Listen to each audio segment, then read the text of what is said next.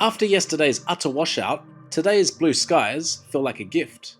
The good times have returned, and looking back, I think of today as the most memorable of the whole trip. But it starts with joyful, which is largely forgettable. All you can drink though.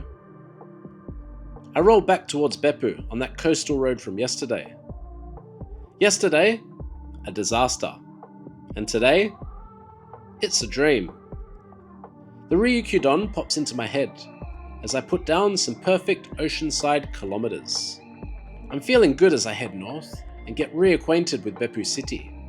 That long brutal incline from yesterday, that hasn't gone anywhere, and I suffer again. But at least I'm dry. I finally managed to get my drone up for some shots, hoping for that postcard view of the hells. But today, it's the wind that's my nemesis, blowing all the steam away. Oh well, Beppu's still looking picturesque. I chill in North Beppu for a while and enjoy the vibe of the place. Steam, dainty streets, more steam. I roll back down to Beppu Station where someone's put clothes on the statues. Cute. I hit a combini, that should see me through till lunch, and then to the train. Destination, Azamui. This route is wild. Tunnels popping in and out of mountains. Infrastructure for the win. Azamui Station's got that small town vibe, with Bungo Futamigawara putting it on the map. But my real destination, that's further down the road.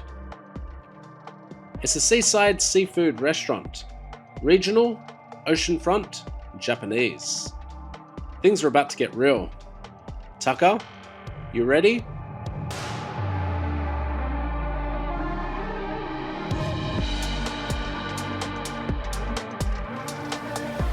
Alright. Sorry, little guy. Okay. So I'm just outside of Azumi, and I've come to this. Look, it's still moving. This is a little bit traumatic for me, I'm not gonna lie. He is definitely in half. He's been sashimi'd, good and proper, but he's still going, and I have a policy of not eating food until it's dead. Oh my god, I'm gonna have nightmares. The fish I saw pulled out of the tank as well, and yeah, he's finally stopped, so he's with the deceased. So I saw this place on Google Maps maybe 3 years ago. I was just scrolling through Google Maps and I just saw this place pop up and I clicked on it and I thought it just looked amazing. So here I am 3 years later. This is like a meal 3 years in the making. So I've gone a bit crazy. This is a spiny lobster. So that's been sashimi'd, and then I've got a kaisendon and I've got some grilled abalone as well. This kaisendon, by the way, is like nothing I've ever seen before. And the price, you would not believe how much this costs. I'll tell you at the end. So, gonna start with something nice and easy. Just a little bit of grilled abalone. Salty and super, super fresh. Now, this is the whole abalone, all of the bits and pieces.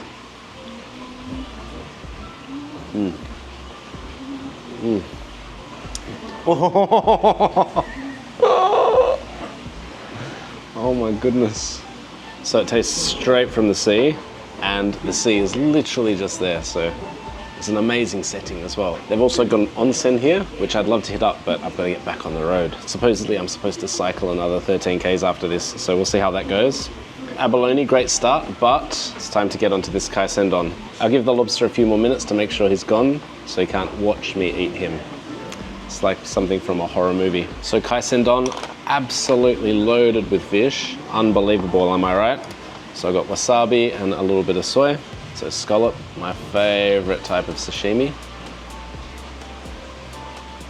So gorgeous and sweet as well. Super, super sweet. All right, I'm just gonna move my way around this plate. Have a look. Is it yellowfin or is it kingfish? I'm not sure, but it's absolutely delectable. All right, so next up, have this lighter fish. Looks like a herring, I don't suppose it is. Might have been cooked in vinegar or citrus, not too sure. Let's try. Super nice, slightly pickled. Really delicious, reminds me of my childhood eating pickled herring. This is a coming of age story, the prawn that finally came out of its shell.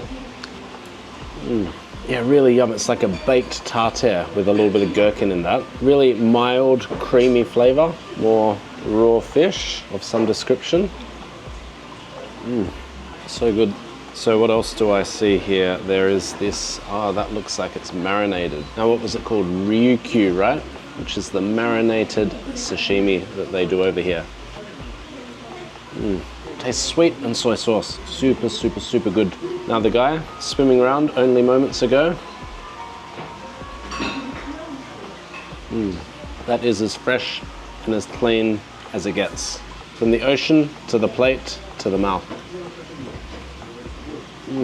I've almost worked my way around the bowl until here, which is whitefish tempura. Nice, fishy, bitter. Now I promise you there's rice under there somewhere, and I will get to it. I don't want to bore you with that. I think it's time for the main event. God, I hope it's dead now. I really feel like I've crossed a line here. The truth is, every time we eat meat, this is what happens, right? It's just not normally staring you in the face. If this haunts my dreams and brings me closer to vegetarianism, then maybe it's for the best. Maybe we should see the animals before we eat them. Anyway, spiny lobster sashimi, fresh from the ocean. Super good, super clean, very easy eating, a real mild flavor. And the texture, there's like a soft chew to it. Loaded up with wasabi, and it's just ocean freshness. You know, I very rarely indulge like this. Obviously I indulge a hell of a lot, but very rarely like this where I'd buy a whole lobster. But you know, because this has been on my list of places to come for like literally 3 years, I thought, why not? I'll just push the boat out a little bit. And I actually came for this, for the kaisendon. You know how much it cost? $13 Australian. I just could not believe that they can produce this amazing bowl for $13. How much would you pay in your country? In Australia, I don't know, 200 bucks, 150 bucks? Something crazy like that? I have no idea. Yeah. Anyway, I'm gonna smash all of this and I'm gonna have a full stomach, get back on the bike, and I've got about 13 k's to go to the train station. So, see you later. If this were a film, its setting, isolated local Japanese onsen restaurant, hemmed in by mountains and sea. The conflict? Man versus self. One man battles the wilds of the road as it leads him through parts unknown. The protagonist? That's me. Sits atop a foldy, maintaining cadence as he deals with the emotional trauma of lunch. You can find it on Rotten Tomatoes under Certified Fresh. As Tucker whispers to the wind, it's too fresh. Lunch, it's too fresh. The 11-kilometer ride between Azumui and Saiki, hands down my favorite of the whole trip.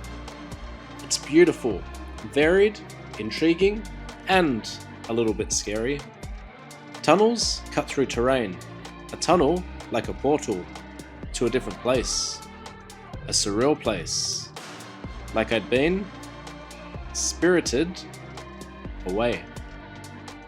Spirited away to a coastal town populated by vague shadows and lost spirits. Half silhouettes and distant conversations, picked up and carried on the back of the evening breeze. Zeniba? Surely she awaits at the end of the train line. And Kamaji, putting in a shift at the boiler room of the cement works. Another tunnel, and I return to the real world, this time in the town of Saiki. And the station, it's cycle friendly. There's bike tools and showers for the weary cyclist. The station master gives me a sticker. I love it. For a limited express train, you need the normal fare ticket and an additional limited express ticket. I board for Nobioka, wishing I could stay longer. Today was a good day. Next, I'm leaving my foldy in Nobioka for a bus to Takachiho Gorge, before heading south to Miyazaki. Expect some Aeon Max Value shopping and the tastiest meal of the whole trip, Miyazaki beef yakiniku. If that sounds like fun, why not come along? And let's keep this thing rolling.